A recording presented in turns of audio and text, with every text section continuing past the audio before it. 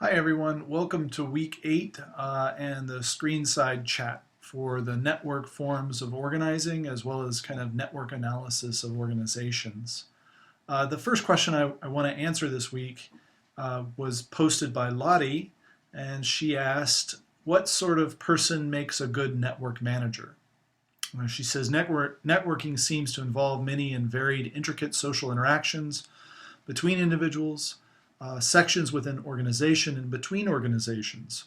What do you think are the most useful attributes of a person charged with managing such networks? Now, if we only went on the readings, they characterize a lot of the behavioral and the social interaction kind of qualities. And so that we talked about things like being prominent, being a bridge, that brings social capital or interpersonal resources.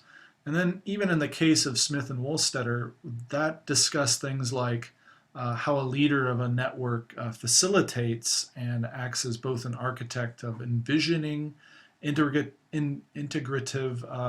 partnerships as well as boundary spanners who negotiate and form alliances, and then even brokers who have a knack or a skill for taking information, enhancing it, and distributing it across relationships.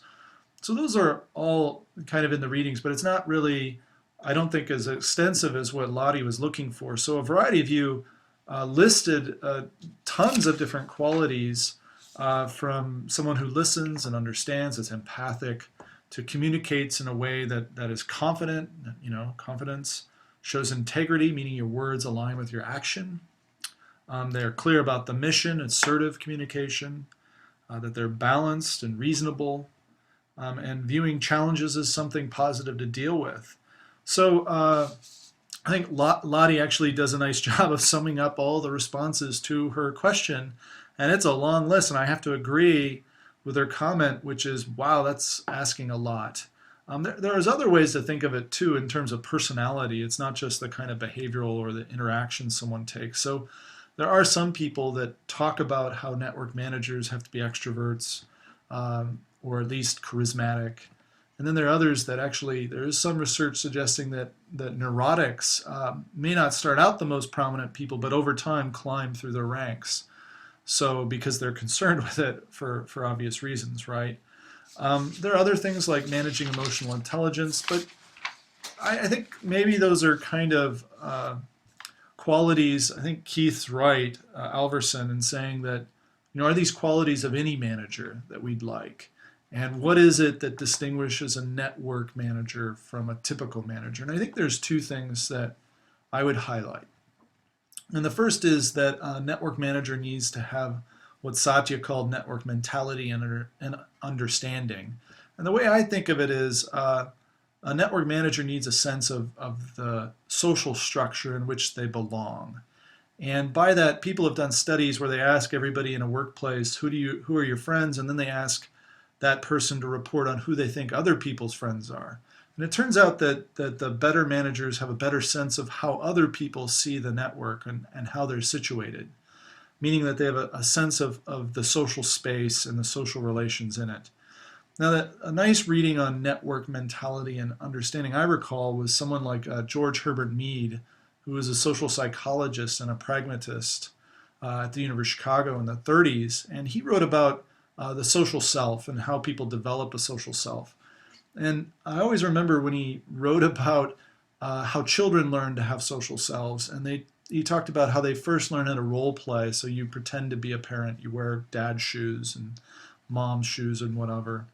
And that's kind of an enactment of a particular role without any kind of awareness of a larger social structure. And then he talks about later that as we get more sophisticated and socially aware, that we learn how to play games and social games where we have a distribution of roles, like take, for example, baseball or even soccer, whatever sport you prefer, where there's multiple positions. And you don't just learn how to play one position in isolation. What you learn is how to play those positions in interrelationship. And a good player, or a good team even, is one where that awareness is almost a second sense. That knowing the pitcher knows how the catcher will respond and the first baseman, and in their actions they can predict those kinds of relationships and how they will transpire. And by having that kind of mentality or understanding of a generalized social structure, they're able to kind of manage it better. And I think that awareness or that mentality of an idealized one that would be a network organization is probably something very useful.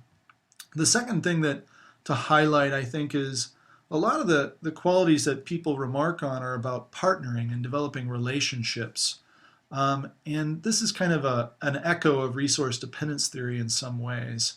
I kind of wonder if a network manager has to think more broadly. They have to think not only about the reciprocal returns between partners, like what the shared interests are, but also kind of how the system, the network as a whole, is greater than the sum of those partnerships. So they always have to focus on how the provision of complementary services will enhance everybody, not just in one particular relationship, but by promoting that network, the whole set of actors within this network organization will have a return beyond that. So there's this joint interdependence of returns. So I think those are the two things. So if I had to say that the network manager is more facilitative and that they're concerned with that network whole in some ways beyond just any particular partnership, but finding that combination of complementarities and promoting that for this kind of network organization is most of what you'd like, and sustaining it in a trusting way so that it kind of reaches its goals. So this is kind of just an extension on everything you said. I don't think I'm adding that much, but hopefully just drawing attention to those two qualities, network mentality and understanding, and perhaps this kind of focus on the whole network as having benefits and drawing people's attention to that and finding ways to construct it so that's sustained.